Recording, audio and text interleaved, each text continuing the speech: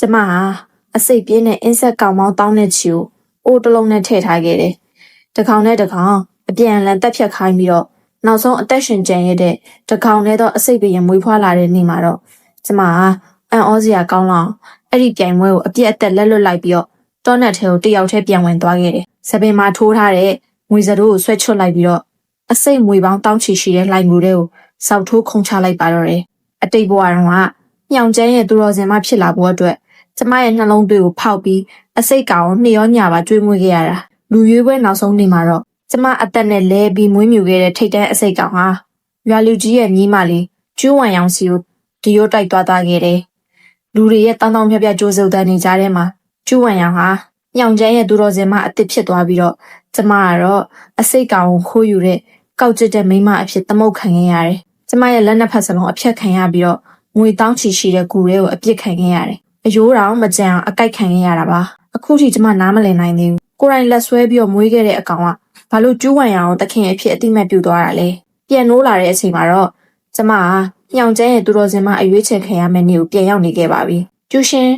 နင်ကငါတို့ရွာမှာအစိတ်ကောင်မွေးရမှာအတော်ဆုံးပဲအခုချိန်ကစပြီးတော့သူတော်စင်မဖြစ်လာဖို့အစိတ်ကောင်တတိချာချာခရူးတဆိုင်မွေးရမယ်နော်ရွာလူကြီးမန်ဝါဆေးတံကိုကင်ပြီးတော့ကျမရဲ့ပခုံးအားပေးတဲ့အနေနဲ့လာပုတ်တယ်အဲ့ဒီအထီးတွေ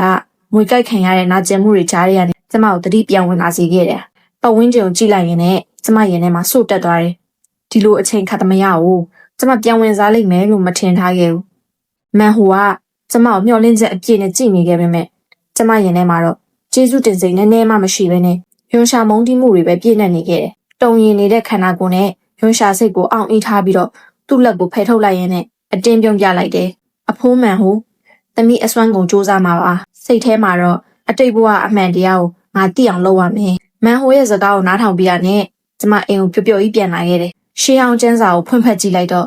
့မွေးမြူသူရဲ့နှလုံးသွင်းနဲ့တိုက်ကျွေးပြီးတော့မွေးထားတဲ့စိတ်ကောင်ဟာတခင်ရဲ့စိတ်ကိုအတိဆုံးဖြစ်လိမ့်မယ်လို့ရေးထားတယ်အဲ့ဒါကြောင့်ကျမနှေတိုင်းရင်ဘတ်ကိုဓာတ်နဲ့ထိုးပြီးတော့နာကျင်မှုကိုအလူးလဲခံစားရင်းနဲ့နှလုံးသွေးတစ်ခွက်စာညှစ်ထုတ်ခဲ့တာအစိတ်ကောင်ဟာတကယ်ပဲအမခန်းကြီးထွားလာခဲ့တယ်တိုက်ခတ်နိုင်စွာမြင်မာယုံနဲ့မကပဲနဲ့ကျမရဲ့အော်ဟစ်တန်ဒေါသဝမ်းနည်းမှုနဲ့ပျော်ရွှင်မှုတွေကိုပါဓာတ်ရိုက်ခံစားသိရှိနိုင်တယ်။တာမန်အစိတ်ကောင်တွေကသခင်ခိုင်းမှထုံထုံအားအားနဲ့တိုက်ခိုက်တတ်ကြပေမဲ့သခင်ရဲ့အာယုံခံစားချက်ကိုသိတဲ့အကောင်မျိုးကတော့မွေးရတာအခက်ဆုံးပဲ။သခင်ကအမိန်ပေးစရာမလိုပဲနဲ့ရင်ထဲမှာတွေးလိုက်တာနဲ့ရန်သူကိုအလိုလျောက်သွားတိုက်ခိုက်ပေးနိုင်တယ်။ဒီလိုအမြင့်ဆုံးအဆင့်ရှိတဲ့အကောင်ကိုစိတ်တိအစိတ်ကောင်လို့ခေါ်ကြပြီးတော့ညောင်ကျန်းရွာမှာဒါမျိုးမွေးမြူအောင်နိုင်ခဲ့တဲ့သူနှစ်ပေါင်းရာချီအတွင်းမှာမရှိတော့ဘူးကျမကနှလုံးသွင်းနဲ့နေ့တိုင်းတိုက်ကြွေးပြီးတော့စိတ်တိအစိတ်ကောင်ဖြစ်လာစေဖို့မျှော်လင့်ချက်အပြည့်နဲ့မွေးခဲ့တာနောက်ဆုံးတော့တကယ်ပဲအောင်မြင်ခဲ့တယ်သူတော်စင်မရွေးချယ်ပွဲနေ့မှာကျမအဲ့ဒီအကောင်ယုံကြည်ချက်အပြည့်နဲ့ယူဆောင်လာခဲ့ပြီးတော့လူတိုင်းကိုမှင်တက်သွားစေဖို့ပြင်ဆင်ထားခဲ့တာအိုးအဖုံကိုဖွင့်လိုက်တဲ့စက္ကန့်ပိုင်းအတွင်းမှာပဲကျမရဲ့နှလုံးသွင်းနဲ့ကြီးပြင်းလာတဲ့အစိတ်ကောင်ဟာကျမရဲ့လက်ကောက်ဝတ်ကိုပြန်ကိုက်ပစ်လိုက်တယ်အဲ့ဒီချိန်မှာကျွန်းဝင်ရောင်ကပြုံးစီစီမျက်နှာနဲ့ရောက်လာပြီးတော့အဲ့ဒီအစင်းကြားမွေကိုကောက်ချီလိုက်ရင်းနဲ့ငါမွေးထားတဲ့အစိတ်ကောင်ပျောက်နေတာဘသူခိုးသွားလဲလို့အစ်စ်ကနင်ကိုဒါမဲ့နင်မသိဘူးထင်တယ်ဒါစိတ်တိအစိတ်ကောင်ဟဲ့ငါရဲ့စိတ်ကိုအလိုလိုတိလို့တခိုးကိုပြန်တိုက်ခိုက်တာနှစ်ပေါင်းရာချီပျောက်ကွယ်နေတဲ့စိတ်တိအစိတ်ကောင်ကိုကျူးဝံရမွေးမြူအောင်မြင်သွားပြီဆိုတဲ့တဲ့ကြောင့်မို့တရွာလုံးကလူတွေအပြေးလွှားလာကြည့်ကြပြီးတော့အဲ့ဒီထိတ်တဲ့အစိတ်ကောင်ဝိုင်းဝန်းချီးမွမ်းကြရတယ်တစ်ဖက်မှာတော့ကျမအစိတ်ရှိန်ကြောင့်တခိုးလုံးလေးဖြတ်တယ်လို့ဖြစ်ပြီးအပြက်လဲကြနေကြရတာလူတွေကကျူးဝံရအောင်တူတော်စင်မအစ်စ်ဖြစ်ဝိုင်းကုန်ပြုနေကြရင်းနဲ့ကျမကိုခြေထောက်နဲ့အားရပါရကန်ကြောက်ပြီးတော့ဒရွေးနဲ့ထွေးကြတယ်။ငါတို့ကသူ့ကိုပါရမီရှင်မလို့ထင်နေတာ။တကယ်တော့အရှက်မရှိတဲ့တခိုးမှာပဲ။ခိုးစရာရှာလို့စိတ်တိအစိတ်ကောင်လာခိုးတယ်။အခုတော့ခံပေအောင်မော့။သူတော်စင်မအစ်စ်ကတော့တကယ်ကိုတော်တာပဲဟေ။ဒီစကလုံးကြီးကကျမရဲ့နှလုံးသားကိုဆွဲဆုပ်လိုက်တယ်လို့ပါပဲ။ကျမရဲ့အရေးအောက်မှာနေခဲ့ရတဲ့သူတွေကအခုတော့သူတို့ရဲ့မနာလိုစိတ်တွေကိုအားရပါရပောက်ကွဲပြစ်နေကြပြီ။ငယ်စဉ်ကလေးကစေစွန်းနှစ်ချီစူးစမ်းခဲ့တဲ့မြနောက်ဆုံးမှာတခိုးမဆိုတဲ့နာမည်ဆိုးနဲ့အဆက်ခွဲခံလိုက်ရတာမျက်ရည်စီးကျလာပြီးတော့အမှန်တိုင်းရှင်းပြခြင်းပဲငွေစိတ်ကြောင့်မို့တကိုယ်လုံးလေးဖြတ်နေပြီးတော့စကားတခေါမှပြောလို့မရတော့ကျူးဝံရောင်ဟာကျမကိုနှာခေါင်းရှုံကြည့်ပြီးလူကောင်းဟန်ဆောင်ကကျမရဲ့လက်နှစ်ဖက်ကိုဓာတ်နဲ့ကိုယ်တိုင်ဖြတ်ပစ်လိုက်တယ်ကျူးရှင်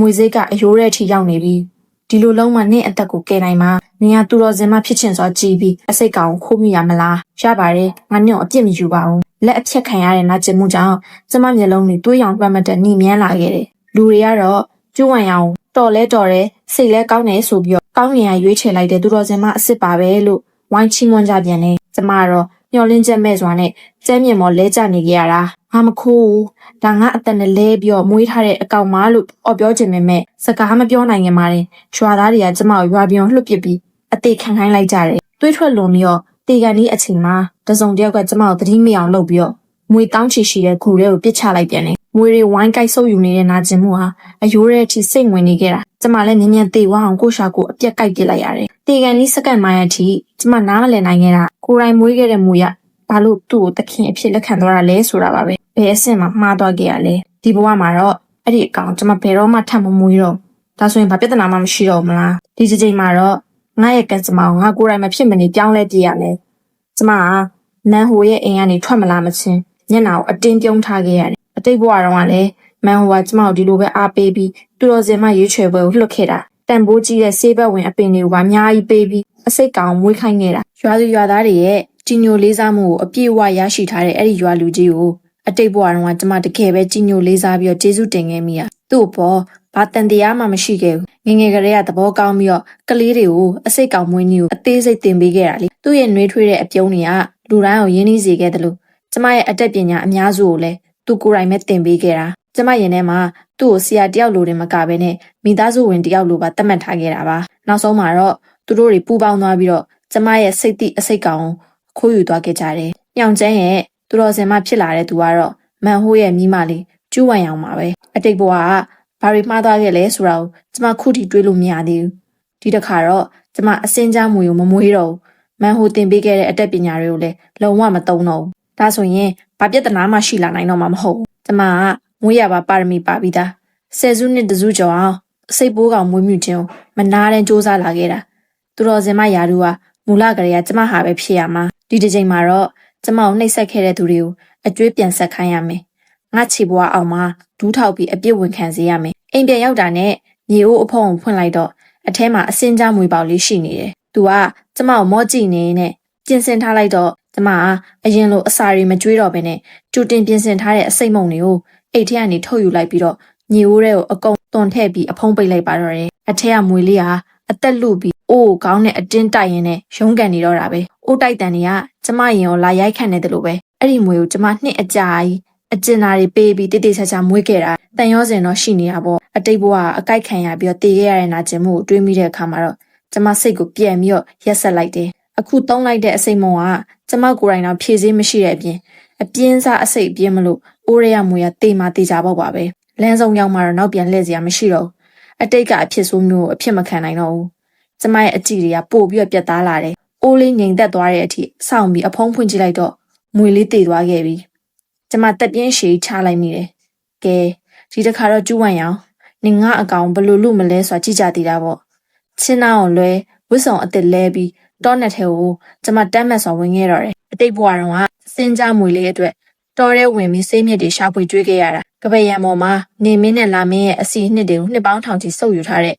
ယိုးစေးကြောတစ်ကိုင်းတွေလည်းရှိနေတယ်အဲ့ဒီတစ်ကိုင်းတွေကအစိတ်ကောင်ရဲ့အယိုးဖွဲ့စည်းပုံအစင်းမြင့်တင်ပေးနိုင်တဲ့အစွမ်းတွေရှိနေတာကျမကပရံပေါ်ကနေအဲ့ဒီအဖိုးတန်တစ်ကိုင်းတွေကိုလှမ်းမြင်နေရပေမဲ့အတိတ်ဘဝလိုအသက်ဆွန့်ပြီးသွားမခူးတော့ဘူးအဲ့ဒီအစားပဝင်းညုံတေးသေးချာချာရှာကြည့်လိုက်တယ်အတိတ်ဘဝတုန်းကတစ်ကိုင်းခူးတုန်းကအရေးအသွေးအရန်ကောင်းတဲ့အစိမ်းအောင်ပင့်ကူတကောင်ညင်ငယ်ဘူးတာကိုတတိယလိုပဲအဲ့တုန်းကတော့မွေမွေးဖို့ပဲစိတ်စောနေလို့ပင့်ကူလေးကိုပစ်ထားခဲ့မိတယ်အခုတော့အစိတ်ကောင်ချက်ချင်းပြောင်းလဲပစ်ဖို့ဆုံးဖြတ်လိုက်ပြီပထမတစ်ကောင်ကိုစိတ်တိအစိတ်ကောင်ဖြစ်မွေးမြူနိုင်ခဲ့ဒုတိယတစ်ကောင်ကိုလည်းကျမမွေးနိုင်ရမှာပေါ့တွေ့ပြီးခြုံပုတ်ကိုဖယ်လိုက်တော့တုံတုံရီရီဖြစ်နေတဲ့အစိမ်းအောင်ပင့်ကူလေးကိုတကယ်တွေ့လိုက်ရတယ်သူ့ကိုအသားအရပုတ်တက်နှစ်သိပ်ပေးရင်းနဲ့ဘေးကအောင်ရင်ဝင်နဲ့ထည့်ထားလိုက်တယ်အခုတော့အရင်လိုမြေအိုးလည်းမရှိတော့ဘူးကောင်းငင်ရဲ့မြေပြင်ရဲ့ရတနာတွေကိုလည်းမကျွေးနိုင်တယ်လို့နှလုံးသွင်းနဲ့လည်းမတိုက်ကျွေးတော့ဘူးကျမအဲ့ဒီပင့်ကူအိမ်ဝရောင်ယူမသွားတော့ဘဲနဲ့တောရဲကလှိုင်ကူတစ်ခုမှပဲအခြေချပြီးအတိတ်ဘဝနဲ့လုံးဝမတူတဲ့နီးလန်းနေနဲ့တိတိကျကျစနစ်တကျပြုစုပြောထောင်ခဲ့တယ်။ကူဝမှာလည်းခေါင်းလောင်းထောင်ချောက်တွေဆင်ထားလို့လူတယောက်ခြေလန်းတလန်းလန်းတာနဲ့ချက်ချင်းသိနိုင်တယ်။အိတ်နေချိန်မှာတော့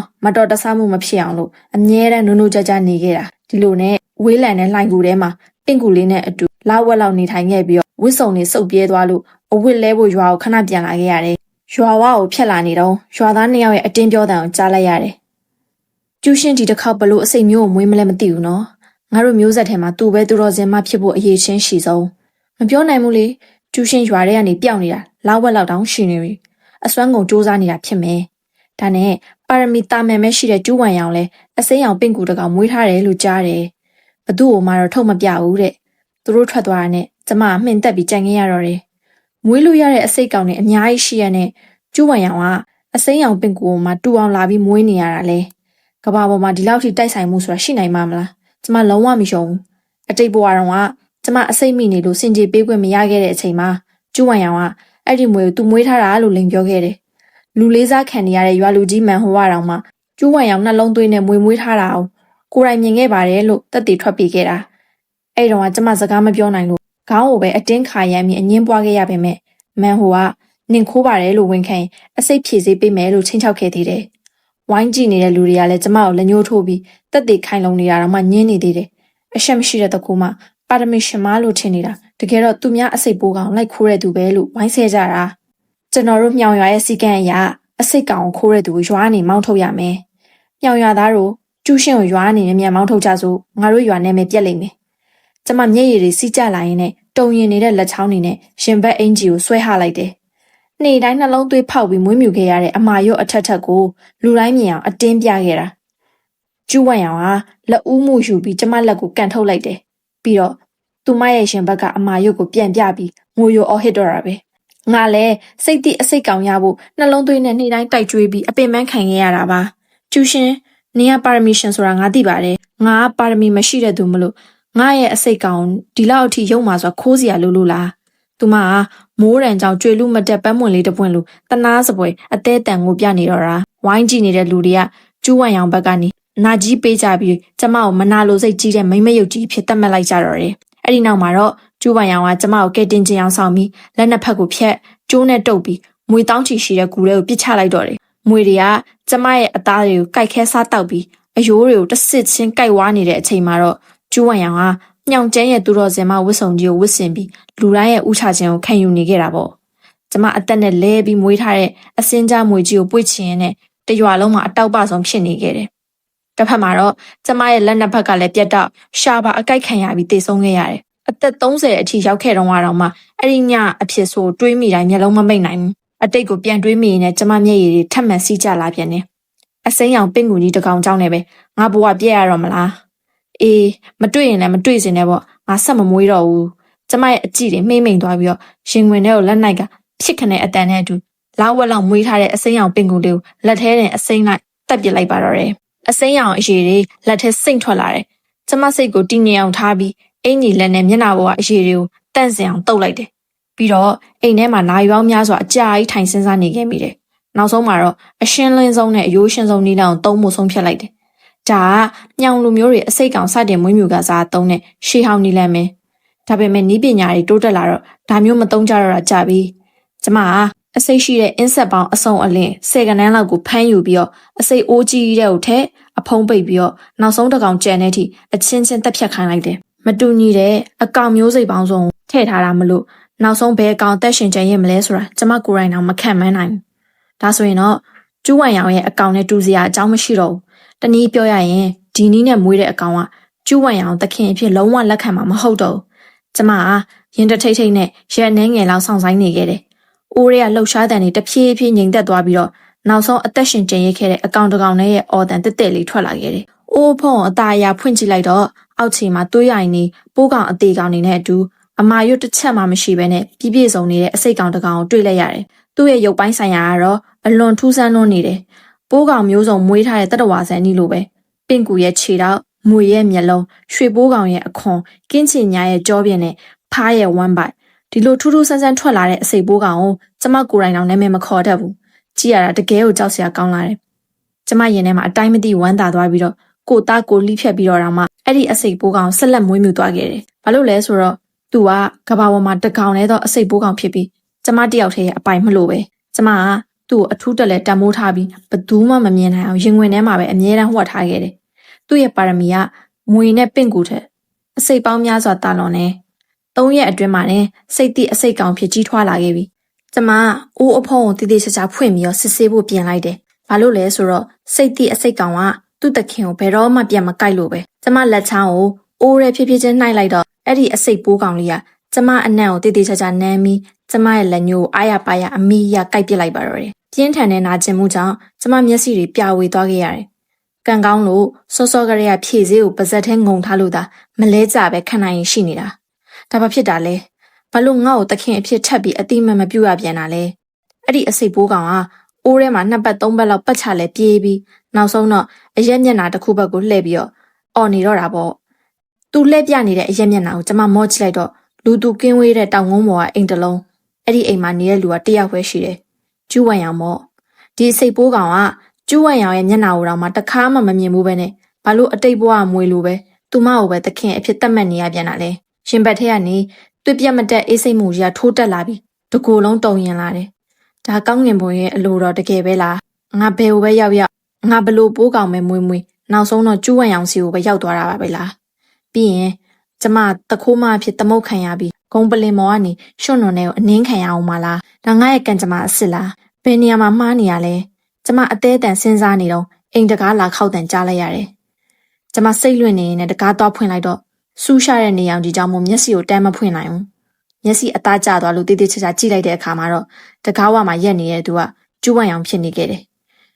ဒီနေ့သူမကထူးထူးခြားခြားလှပအောင်ပြင်ဆင်ထားတယ်နေအောင်မှာဝင်းပနေတဲ့အသားရည်နဲ့စပင်အနဲ့ရောင်ငွေစရိုးလေးနဲ့ထိမ်းပြီးအသားအရာထုံးဖွဲ့ထားတယ်။မြောင်လူမျိုးတို့ရဲ့ဝတ်စုံအဖြူကိုဝတ်ဆင်ထားပြီးတော့ရှောက်လိုက်တိုင်းငွေတဲ့အစင်တစားတွေရဲ့ချွင်ချွင်မြည်တံကသူမကိုအပြစ်ကင်းစင်တဲ့ကြာပြူတပွင့်လိုထင်မှတ်စေပါတယ်။ကျမရဲ့အကြည့်တွေကတော့သူမရဲ့စပင်ပေါ်ကငွေစရိုးစီမှာပဲဆူဆူဆိုင်ဆိုင်ကြာရောက်နေခဲ့တယ်။အဲ့ဒီငွေစရိုးကကျမရဲ့စပင်ပေါ်ကစရိုးနဲ့တထေရတဲ့တူလွန်းနေလို့ပဲ။အဲ့ဒီငွေစရိုးကကျမအသက်16နှစ်ပြည့်မွေးနေတော့ရွာလူကြီးမန်ဟိုကိုယ်တိုင်လက်လုံထုစစ်ပြီးလက်ဆောင်ပေးခဲ့တဲ့ပစ္စည်းထိပ်ဖူးမှာမြောင်လူမျိုးတို့ရဲ့တောလက်ဖက်ပန်းပွင့်လေးရှိပြီးလိုင်းအစင်တွေအကုန်လုံးသူကိုယ်တိုင်အသေးစိတ်ထုစစ်ပေးခဲ့တာအခုတော့အဲ့ဒီငွေစရိုးကကျမတစ်ချိန်လုံးတန်မိုးထားပြီးနေရောညပါကိုမကွာဆင်ရင်ခဲ့တဲ့အရာပဲလေဘာလို့ကျူးဝမ်ရောင်ရဲ့ဥကောင်းထက်ကိုရောက်နေရတာလဲအဲ့ဒီစက္ကန့်မှာနဲ့တကဘာလုံးရက်တန့်သွားတယ်လို့ပဲကျမမျက်နှာတစ်ပြင်လုံးစက်ကူဖြူလို့ဖြူတော့သွားပြီးအဲ့ဒီငွေစရိုးကိုကြည့်ရင်နဲ့စကားတခွန်းမှမဟနိုင်တော့ဘူးလေချောင်းထဲမှာတခုခုနဲ့တစ်ဆို့နေတယ်လို့မျိုးပူလောင်အသက်ရှူကျက်ပြီးအသက်ရှူသွင်းမှုတောင်ခက်ခဲလွန်းနေခဲ့ပြီးကျူးဝမ်ရောင်ကတော့ကျမရဲ့မူးမမှန်မှုကိုသတိမပြုမိတယ်လို့ပဲနှက်ခမ်းထက်မှာချိုတာတဲ့အပြုံးကိုဆင်မြန်းပြီးကျမရဲ့လက်ကောက်ဝတ်ကိုလှန့်ကင်လိုက်တယ်သူမရဲ့အေးဆက်ဆက်လက်ချောင်းအထီးတွေတွေကြောင့်မို့ကျမတကူလုံးတုန်တက်သွားရတယ်ကျူးရှင်မနှက်ဖြန်ဆိုရင်သူတော်စင်မရွေးချယ်ပွဲကိုရောက်ပြီနော်နင့်ရဲ့အစိတ်ကောင်မွေးလို့ပြီးပြီလားငါတကယ်ကိုမြင်လာပြီပြားရည်ဆန်းထားသလိုနူးညံ့လာတဲ့သူမရဲ့လေယူလေသိန်းကကျမနားထဲမှာတော့ကဲ့ရဲ့လောင်ပြောင်တဲ့နေအဖြစ်ပြောင်းလဲသွားလို့နေတယ်ကျမအားနဲ့သူမလက်ကိုယုံဖယ်လိုက်ပြီးတော့တကားပေါအောင်မိရင်းနဲ့အားပြက်နေတဲ့ခန္ဓာကိုယ်အတင်းထိန်းထားရတယ်တုံရင်နေတဲ့လေတံကိုဖုံးကွယ်လို့မရဘဲနဲ့နင့်အလုံးမဟုတ်ဘူးလို့ခြောက်ကပ်စွာနဲ့အော်ပစ်လိုက်တယ်သူမကကျမစိတ်တူနေတာကိုမြင်ပေမဲ့စိတ်မဆိုးတဲ့အပြင်ရွာထဲကအတင်းဖြစ်နေကိုလဲတယောက်တည်းပောက်ကရရှောက်ပြောနေသေးတယ်ဘယ်အိမ်ကအစိတ်ကောင်မွေးလို့ဘယ်ကောင်မလေးကခိုးမွေးလို့မိသွားတယ်ဆိုတာမျိုးပေါ့ဒါပေမဲ့ပြောနေရင်လည်းသူမရဲ့မျက်လုံးတွေကကျမရဲ့အခန်းထဲကိုတမင်တကာရောမရည်ရွယ်ပဲရောလိုက်ပြီးအကဲခတ်နေခဲ့တာနောက်ဆုံးတော့ကျူးဝမ်ရောင်ကပြောလို့ဝသွားပုံရပြီးတော့ကျမကိုမောကြည့်ရင်းနဲ့အခန်းထဲကအစိတ်အိုးကြီးစီကိုအကြည့်လွှဲလိုက်တယ်အဲ့ဒီအချိန်မှာတင်သူမရဲ့အပြုံးတွေကပျောက်ကွယ်သွားပြီးတော့ပတ်ဝန်းကျင်တစ်ခုလုံးကအစိတ်ခတ်ထားတဲ့ပြားရည်လိုမျိုးလှုပ်ဝက်ဆန်းကျဲပြီးကြောက်မက်ဖွယ်ကောင်းတဲ့အငွေ့သက်တွေဖုံးလန်းသွားတော့တယ်ကျူးရှင်ဒါဆိုရင်တော့နှက်ဖြန်နင်းအတောက်ပဆုံးဖြစ်လာမယ့်အချိန်ကိုငါစောင့်ကြည့်နေပါမယ်နှက်ခမ်းပြုံးနေပေမဲ့သူမရဲ့မျက်ဝန်းထဲမှာတော့မလိုမုန်းတိမှုတွေနဲ့လောင်ပြောင်မှုတွေကအပြည့်ရှိနေတယ်အဲ့ဒီအကြည့်ကနှက်ဖြန်နင်းဘလို့စသိမ့်မလဲဆိုတာငါသိချင်တာပဲလို့ပြောနေတယ်လို့ပဲသူမရင်ထဲမှာတော့ကျမအတိတ်ဘဝလိုပဲလူတွေရဲ့ဝိုင်းဆဲခြင်းကိုခံရပြီးဂုံတိတ်ခါညှိုးနှမ်းစာနဲ့စသိမ့်ရလိမ့်မယ်လို့တေချာပေါက်တွက်ထားပုံရတယ်ကျူးဝမ်ရောင်လှည့်ထွက်သွားတာကိုကျမအေးဆက်စွာစိုက်ကြည့်နေမိတယ်သူမကပေါ်ပါတဲ့ခြေလမ်းနေနဲ့ပါဇက်ကလည်းမြောင်ကျဲရဲ့ထူးဆန်းတဲ့ဒေသန္တရသချင်းတစ်ပုဒ်ကိုနီးဆိုသွားခဲ့တာအဲ့ဒီသချင်းကမန်ဟူရွာကလေးတွေကိုတင်ပေးထားတဲ့အစိတ်ကောင်တီသချင်းပဲအရင်ကကြားရင်ရင်းနှီးပေမဲ့အခုတော့နားထဲမှာကန့်လန့်ဖြစ်နေတော့တယ်သူမခြေလမ်းအနှင်းငယ်ရှောက်သွားပြီးတဲ့နောက်တော်ရဲကဆေးမြစ်ခိုးပြီးပြန်လာတဲ့ညောင်ကောင်မလေးတစုနဲ့လမ်းမှာစုံရတယ်ကျူးဝမ်ရောင်မြင်လာတဲ့အဲ့ဒီမိန်းကလေးတွေကလှမ်းနှုတ်ဆက်ကြတယ်ဝမ်ရောင်နင်မွေးထားတဲ့အစိမ်းရောင်ပင်ကိုတည်ဝါပြီလို့ကြားတယ်နှက်ဖြန်သူတော်စင်မရွေးချယ်ပွဲကိုနင်ဝင်ပြိုင်အောင်မလားကျူးဝမ်ရောင်အဲ့ဒီစကားကိုကြားတော့လှမ်းကြည့်လိုက်တယ်သူမမျက်ဝန်းထဲကဝင်ကြွားစော်ကားမှုတွေရှန်ထွက်လို့မတက်ပဲပြီးတော့ညနာကိုချက်ချင်းအပြစ်ကင်းစင်ကြာပြူလေးတစ်ခုလိုအသွင်ပြောင်းပြီးချူချူတတပြန်ပြောလိုက်တယ်ကြံရမှာပေါ့ ဘာလို့မပြိုင်မဲနေမလဲဒီတစ်ခါငါနီလန့်အစ်စ်နဲ့မွေးထားတာငါတို့မြောက်လူမျိုးတွေရဲ့ရှေးအကြဆုံးနီလန့်ကိုတုံးပြီးတော့လေအစိတ်ကောင်အမျိုးပေါင်း10ခန်းတန်းကိုအိုးရဲထဲအချင်းချင်းကြိုက်ခိုင်းပြီးနောက်ဆုံးအသက်ရှင်ကျန်တဲ့အကောင်ငါတိတိကျကျပြုစုထားတာသူကတမင်တက်တက်စကားကိုရက်လိုက်ပြီးကျမကိုစိုက်ကြည့်ရင်နဲ့တလုံးချင်းစီတိတိကျကျရှင်းပြနေပြန်တယ်အဲ့ဒီအစိတ်ကောင်ကတကယ်ကိုထူးဆန်းနေတာပင့်ကူရဲ့ခြေထောက်ရှိတယ်မွေရဲ့မျက်လုံးပါတယ်ရွှေပိုးကောင်ရဲ့အခွန်ရဲ့ကင်းချီများရဲ့ကြောပြင်နဲ့ဖားရဲ့ဝမ်းပိုက်လည်းပါသေးတယ်ရုပ်ကဆမ်းမိမဲ့တိတ်ပြီးအသက်ဝင်တာပဲကျူးဝမ်အောင်ပြောလိုက်တဲ့စကလုံးတစ်လုံးစီတိုင်းကျမရဲ့မျက်နှာကိုပို့ပြီးဖြူဖြော့သွားစေတယ်ကျမရဲ့လက်သေးတွေ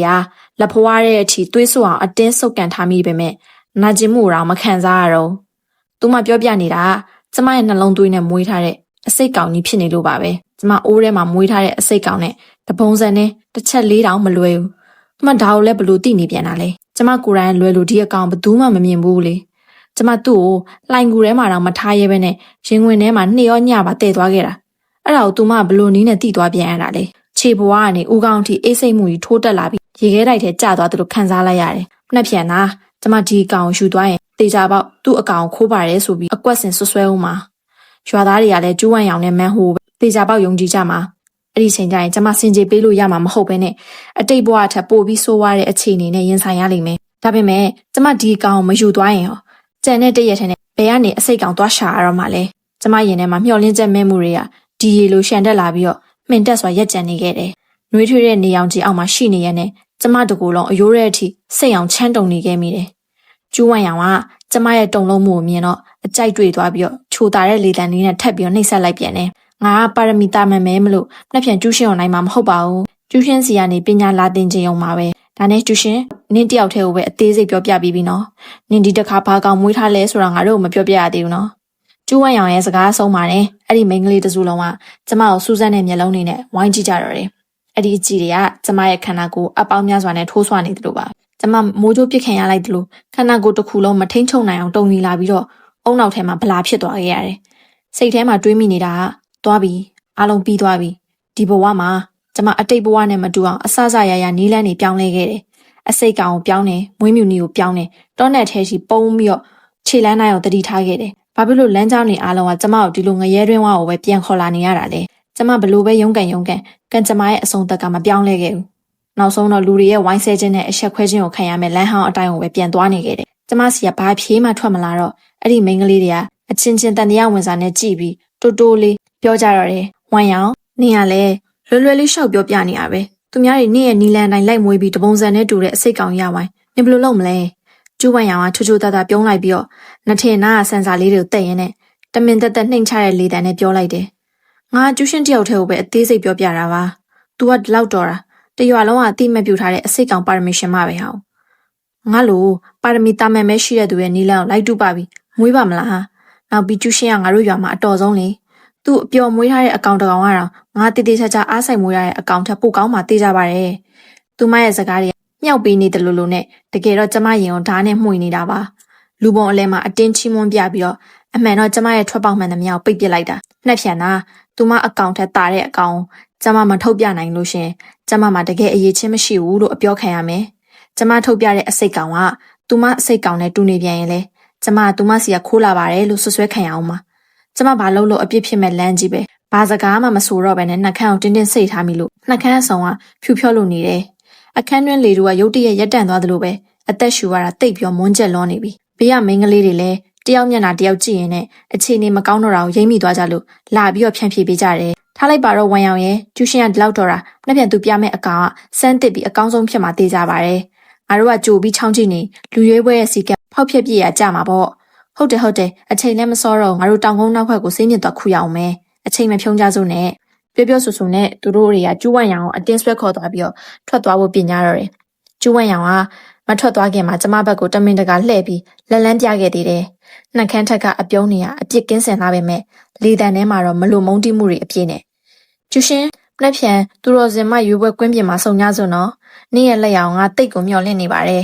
ကျူဝမ်ရောင်တယောက်အောင်နိုင်သူလိုပဝင်ခွာပြီးတော့လမ်းထိပ်မှာပျောက်ကွယ်သွားတဲ့အထိစိုက်ကြည့်နေမိတယ်ကျမနောက်ထပ်မအောင်နိုင်တော့လက်ကိုအားနဲ့လွဲပြီးတကားကိုဒုံကနေနေအောင်စောင့်ပိတ်ပစ်လိုက်တယ်တကားကိုကြောမိထားရင်းနဲ့ကျမ်းမြေမှာခွေကနေလဲကျသွားခဲ့ရတယ်ညနာတစ်ခုလုံးညှိုမဲလို့ညှိုးငင်နေပြီးတော့အတိုင်းမသိဒေါသနဲ့မုန်းတီးမှုတွေကရှင်ထဲမှာအရှိန်ပြင်းပြင်းနဲ့တောင်းကျနေခဲ့ပြီး ကျမဝုန်းကနေထားရက်လိုက်ပြီးတော့အစိတ်အိုးကြီးရဲ့ဘေးကိုပြေးသွားလိုက်တယ်။မျက်ဝန်းတွေတွေးအောင်လွှမ်းနေရင်နဲ့ဗီဒီယိုတွေကနေပြင်ရအကောင်ဆုံးအစိတ်ရည်ပလင်းကိုရှောက်ပြီးထုတ်ယူလိုက်တော့တယ်။ဒါကအစိတ်ကောင်တွေကိုနှိမ်နှင်းမှုကျမကိုယ်တိုင်ဖော်ဆက်ထားတဲ့အစိတ်တစ်ဆက်ထဲနဲ့တင်ဘလို့အစိတ်ကောင်မျိုးမဆိုချက်ချင်းသိစေနိုင်တယ်။ကျမတွန့်ဆုတ်မနေပဲနဲ့ပလင်းဖုံးချက်ချင်းဖွင့်တပလင်းလုံးကိုအစိတ်အိုးထဲတွန့်လောင်းချပစ်လိုက်တယ်။အထဲကထူးဆန်းတဲ့အစိတ်ကောင်ကြီးကစူးစူးဝါးဝါအော်ဟစ်နေတဲ့အသေးအတန်ရုန်းကန်နေတော့တာပဲ။အစိတ်ရည်ထဲမှာခန္ဓာကိုယ်ကြီးကတွန့်လိန်နေရှာပြီးခဏအတွင်းမှာမျက်လုံးတွေပိတ်သွားပြီးအသက်ပြောက်သွားခဲ့ရတယ်။သူ့ရဲ့အပြင်ဘက်အခွန်တွေကပါအရေးပျော်ပြီးနှောက်ကြည့်ကြည့်အရေးတွေဖြစ်ပြောင်းလဲသွားတော့တယ်။အိုးရဲကတနာစရာကောင်းတဲ့အဖြစ်ဆိုးကိုကြည့်ရင်နဲ့ကျမရင်ထဲမှာတော့ယူသွတ်မတက်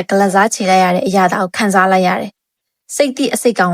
ကတခင်နဲ့စိတ်ချင်းဆက်နွယ်နေပြီးအသက်ချင်းမျှဝေထားတာလေ။အခုကျမဒီကောင်တက်ပစ်လိုက်ပြီဆိုတော့သူ့ကိုတခင်အဖြစ်တိမှန်ပြူထားကျိုးဝံရောင်လဲခံစားရမှာပေါ့။သူမရဲ့အစိတ်ကောင်တိတ်ဆုံးသွားတဲ့နာကျင်မှုကို10ပုံ10ပုံလောက်ပဲဖြစ်ဖြစ်သူမတေချာပေါက်ခံစားရလိမ့်မယ်။အဲ့ဒီလိုနှလုံးသားကိုဆွဲဆုပ်လိုက်တယ်လို့နာကျင်မှုမျိုးကသူမကိုတော်တော်လေးနှိပ်စက်ဖို့လုံလောက်ပါတယ်။ကျမအသက်ကိုပြင်းပြင်းရှူရင်းနဲ့အိုးရဲကနောက်ကြည့်ကြည့်အရေးတွေကိုကြည့်နေမိတယ်။ညဝန်းထဲမှာတနာစိတ်နည်းနည်းလေးမှမရှိဘူး။ဒါနင့်ဘက်က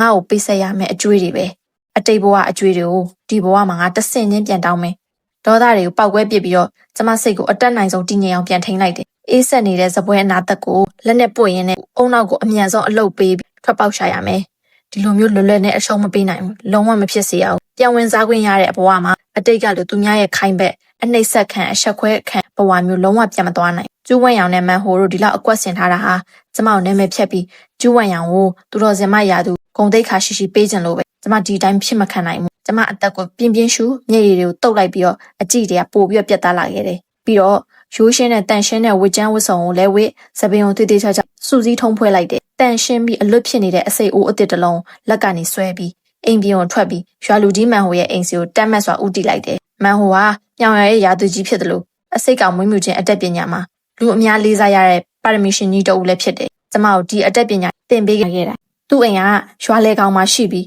းဝင်းချန်ကျဲရှိတယ်တကားဝမှာတော့ညောင်မင်းအိုကြီးတွေစိုက်ထားတာပုံမှန်ဆိုရင်လူဝင်ထွက်မပြတ်တဲ့နေရာပဲဒီနေ့ကျမသူ့အိမ်ရှိကိုရောက်သွားတဲ့အခါမှာတော့ခြံထဲမှာလူတွေအများကြီးဝိုင်းအောင်နေအောင်တွေ့ရတယ်ယောက်ျားမိန်းမလူကြီးလူငယ်စုံလို့ပေါ့တခုခုကိုအလေးနဲ့တိုင်ပင်နေကြပုံရပြီးတော့အမွှေးသက်တည်းတင်းမာလို့နေတယ်ကျမခြံစည်းရိုးတကားကိုတွန်းဖွင့်ပြီးဝင်သွားလိုက်တယ်အဲ့ဒီအချိန်မှာတင်ခြံထဲကလူတွေအကုန်လုံးစကားသံတွေတိတ်ဆိတ်သွားပြီးတော့ညလုံးအလုံးကကျမစီကိုပဲစိုက်ကြည့်လာကြတော့တယ်မန်ဟိုကတော့ခြံအလေကကြောက်သားခုန်တန်းလျားပေါ်မှာထိုင်နေပြီးလက်ထဲမှာပြောင်လက်နေတဲ့ဆေးတံကြီးကိုကင်ပြီးဆေးလိပ်တောက်နေတယ်ကျမကိုမြင်တာနဲ့သူကဆေးတံကိုချက်ချင်းချပြီးသဘောကောင်းလာပါတယ်ဆိုတဲ့အပြုံးကြီးနဲ့အားရပါရရှိမောပြတော့တာပဲမျက်နှာပေါ်ကအရေးကြောင်းနေရအစားအလွန်တိတ်ခါရှိပြီးသဘောကောင်းတဲ့လူကြီးတယောက်လိုပဲအလိုသမီးလေးကျူးရှင်းပါလားဘာလို့ဒီကိုရောက်လာတာလဲအိမ်မှာအစိတ်ကောင်တေးသေးချာချာမွေးပြီးနှစ်ပြန်သူတော်စင်မရွေးချယ်ပွဲတဲ့ပြင်ဆင်မနေဘူးလားအဖိုးစီလာလဲဖို့အချိန်ကြီးဘလို့ရနေရလဲသူ့ရဲ့လေတံကအရင်လိုပဲနူးညံ့ပြီးလူငယ်တွေအပေါ်ကျူးဆိုင်တဲ့အဖိုးတယောက်လိုပါပဲကျမနားထဲမှာတော့အဲ့ဒါတွေကအလွန်ဟန်ဆောင်မှုကြီးတယ်လို့ခံစားရတယ်သူ့ရဲ့သဘောကောင်းအောင်ဆောင်တဲ့မျက်နှာကြီးကိုကြည့်ရင်းနဲ့ကျမမျက်ဝန်းတွေပူကနေဖြစ်လာမိတယ်အကယ်၍သူကျမပေါ်ထားတဲ့မေတ္တာတွေကအစစ်မှန်တာဖြစ်ခင်ကျမကိုသူ့ရဲ့မိမအလေးအရင်တယောက်လိုသာတကယ်တတ်မှတ်ခင်တိတ်ကောင်းပါပဲကျမမိဘမဲ့တယောက်အနေနဲ့ငယ်ငယ်လေးရွာထဲမှာအားကိုးစရာမရှိခဲ့မန်ဟိုကပဲကျမကိုခေါ်ယူကျွေးမွေးအစိတ်ကောင်မွေးတဲ့နည်းတွေကိုသင်ပေးခဲ့တာကျမသူ့ကိုဖိုးရင်းလို့တတ်မှတ်ပြီးသူစကားမှန်သမျှကိုမြေဝဲမကျနားထောင်နေတာရှင်ထဲမှာကြီးညိုလေးစားမှုတွေကျေးဇူးတင်မှုတွေနဲ့ပြည့်နေခဲ့တာခေါင်းမောင်ငွေစရိုးလေးကိုလည်းကျမကိုနဲ့မကွာအမြဲတမ်းဆင်ရင်ခဲ့တာအဲ့ဒီငွေစရိုးလေးကကျမနှစ်ရောညပါတကူလုံးမခွာပဲနဲ့ဆင်ရင်ခဲ့ပြီးအဖိုးကိုတတိယစေတဲ့တခုတည်းသောအမှတ်တရပစ္စည်းဖြစ်ခဲ့တာဒီနေ့မှာတော့ကျူးဝန့်ရောင်ရဲ့ခေါင်းမောင်စရိုးကလည်းကျမဟာနဲ့တပုံစံနဲ့တူနေရအောင်တတိထားမိတော့တယ်ဒါတိုက်ဆိုင်မှုလုံးဝမဟုတ်ဘဝနှစ်ခုလုံးမှာဒါကကျမတတိမထားမိတဲ့လေလွင့်နေတဲ့တခုတည်းသောအသေးစိတ်အချက်လက်ဖြစ်နေတယ်လို့ပါပဲကျမကိုအနာကျင်ရဆုံးအချက်လက်ဖြစ်နေစေခဲ့တယ်ညောင်ကျန်းရဲ့အစိတ်တက်ပညာနှစ်ပေါင်းရာချီတမိုင်းကြောင်းရှိပြီးတော့အလွန်နဲ့နဲ့ကျေပြန့်လာတာလူသိများတဲ့အစိတ်ကောင်မွေးမြူနည်းနဲ့အစိတ်သုံးဆွဲနည်းတွေအပြင်လူမသိတဲ့လှုပ်ဝက်ဆန်းကျဲပြီးရုံမာတဲ့မှော်အတက်တွေလည်းအများကြီးရှိနေသေးတယ်အကယ်၍မန်ဟိုကသာဒီစရိုးနှစ်ခုပေါ်မှာတစ်ခုခုမယိုးမသားလှုပ်ထားခဲ့တယ်ဆိုရင်ကျမရင်ထဲကတန်တရားအလုံးအဖြေထွက်သွားပြီပေါ့ဘာလို့ကျမရဲ့အစိတ်ကောင်ကကျူးဝန့်ရောင်စီကိုပဲသခင်အဖြစ်လက်ခံနေရတာလဲဘာလို့ကျမလှုပ်သမျှအကုန်လုံးကျူးဝန့်ရောင်ကကြိုတင်သိမြင်နေရတာလဲ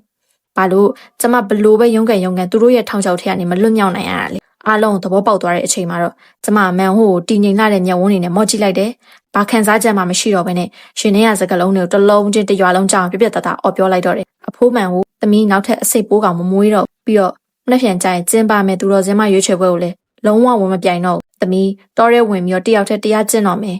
ကျမရဲ့စကားဆုံးပါတယ်ခြံဝင်းတစ်ခုလုံးစူညံပေါ်လို့ရိုက်သွားပါတော့တယ်လူတိုင်းအံ့ဩမြင်သက်သွားကြပြီးညနာပေါ်မှာစဝေးစဝါဖြစ်မှုတွေအံ့ဩတုန်လှုပ်မှုတွေနဲ့အတူဝိုင်းပြီးတော့တူပြောကြရတာပေါ့ဘာလဲကျူးရှင်ကရွေးချယ်ပွဲမဝင်တော့ဟုတ်လား तू ကတရွာလုံးမှာသူတော်စင်မဖြစ်ဖို့မျှော်လင့်ချက်အရှိဆုံးသူလေဘာဖြစ်လို့လွယ်လွယ်နဲ့အရှုံးပေးလိုက်ရတာလဲတခုခုဖြစ်လို့လားကောင်းကောင်းမွန်မွန်ရှိရနဲ့ဘာလို့တော်ရဲဝင်ပြီးတရားသွားကျင့်မှာလဲမန်ဟိုရဲ့သဘောကောင်းလာပါတယ်ဆိုတဲ့အပြုံးကြီးကမျက်နှာပေါ်မှာတောင့်တင်းသွားပြီးမျက်ဝန်းထဲမှာထိတ်လန့်တုန်လှုပ်မှုတွေဖြစ်ပြေးသွားခဲ့တယ်ပြီးမှချက်ချင်းပဲဝမ်းနဲ့ပလက်ဖြစ်သွားတဲ့ပုံစံဖမ်းပြီးထားရက်လာပြီးကျမစီရောက်လာတယ်ပခုံးကိုလာပုတ်ဖို့ပြင်တယ်ကျမတော့စိတ်လိုလျောက်တိုင်းရှောင်ဖယ်လိုက်လို့သူ့လက်ကြီးကလေထဲမှာတန့်သွားခဲ့ရတယ်သူခဏလောက်ကြောင်အသွားပြီးမှတပြင်းရှည်ချရင်းနဲ့လေးလံနဲ့လေးတန်နဲ့စကားပြောရှာတယ်ကျူရှင်ဘာရီကလေးကလာစိတ်ကောက်နေရလဲလက်ဖြံဆိုသူတော်စင်မရွေးချယ်ပွဲဖြစ်တော့မှမလို့ဘာတရားသွားကျင့်မှာလဲစင်နစ်ကြော်အောင်မိုးလေးမိုးချုပ်ပင်ပင်မမန်စူးစမ်းလာခဲ့တာငါတို့မြောင်ကျဲရဲ့သူတော်စင်မဖြစ်ချင်လို့မဟုတ်ဘူးလား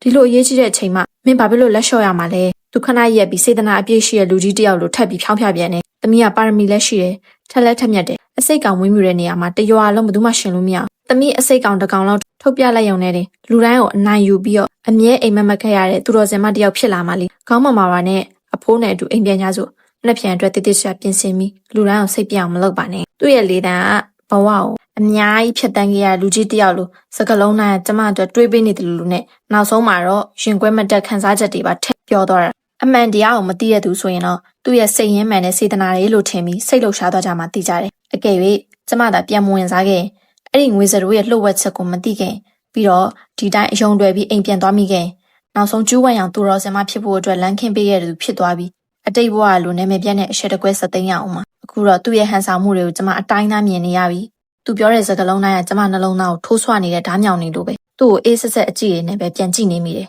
ရှင်ထဲမှာဘာမှမလောက်ခတ်တော့တယ်လို့စင်ကြီးလဲတလုံးမှမပေးချင်တော့သမီးဆုံးဖြတ်ပြီးပြီဆိုတဲ့စကားတစ်ခွန်းနဲ့ကိုပဲခြံထားခဲ့ပြီးတော့လှည့်ထက်လူအုပ်ကိုတွန်းဖယ်ပြီးခြံထဲကနေတမ်းမတ်စွာထွက်လာခဲ့တော့တယ်ညောင်ရွာပြင်ကတောနက်ကြီးစီကိုဥတီလိုက်တဲ့အချိန်မှာတော့အနောက်ကနေမန်ဟိုရဲ့လှမ်းခေါ်တန်နေနဲ့ရွာသားတွေရဲ့ဝေဖန်တဲ့နေကစူညံစွာကြံရစ်ခဲ့ပြီးမဲ့ကျမတစ်ချက်ကလေးမှလှည့်မကြည့်ပဲနဲ့ပြပြသားသားခြေလန်းလန်းခဲ့တယ်လူတွေကထင်ကြလိမ့်မယ်ဒီကောင်မလေးအရေးကြီးတဲ့အချိန်ကျမှဘာဖြစ်သွားတာလဲအစိတ်ကောင်မွေးပြီးပြိုင်ဝဲမဝင်မဲနဲ့ဘာလို့တောထဲဝင်ပြီးပုံနေရတာလဲပေါ့သူတို့မသိတာကျမရင်ထဲမှာတော့တိတ်တဆိတ်ကလတ်စားခြေလိုက်ရတဲ့အရာကိုခံစားနေရတာကျမစီမှာအစိတ်ကောင်မှမရှိတော့တာကျူဝမ်ရောင်ကကျမကိုသူ့အစိတ်ကောင်ခိုးပါတယ်လို့ဘလို့နီးနဲ့ဆွဲအောင်ပါလေကျမဆိုတဲ့ပြိုင်မဲ့မရှိမှတော့သူတော်စင်မယာတို့ပေါ်မှာသူမစိတ်အေးလက်အေးထိုင်နေနိုင်မှာမလားဒီတစ်ချိန်မှာတော့သူမနဲ့မန်ဟိုတို့ရဲ့စီမံကိန်းကြီးကိုဘာမှမကြံအောင်ကျမဖျက်ဆီးပြစ်မယ်တောနယ်ထဲရောက်တော့စိမ့်ဆိုနေတဲ့တစ်ပင်ကြီးတွေကကောင်းကင်ကြီးကိုကွဲထားပြီးမောင်မောင်မဲမဲဖြစ်နေတယ်နေအောင်ကြီးကတိရွက်ကြားတွေကနေအရေးအယောင်လေးတွေအဖြစ်မြေပြင်ပေါ်ဖြာကျနေပြီးတော့ငှက်တန်ပိုးကောင်တန်တွေကတောအုပ်ကြီးကိုပို့ပြီးစိတ်ငြိမ်စေတယ်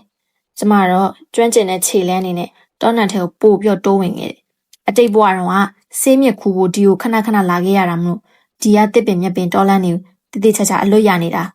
ကျမရှာနေတာကတော့တောနံထဲကလူသူမသိတဲ့လှိုင်ကူအစုပ်ကလေးတစ်ခုပဲအဲ့ဒီကူကကပယံကြီးရဲ့အောက်ခြေမှာရှိပြီးခြုံရွယ်ပိတ်ပေါင်းတွေဖုံးနေတာမလို့ဘယ်သူမှရှာမတွေ့နိုင်ဘူးအတိတ်ဘဝတော့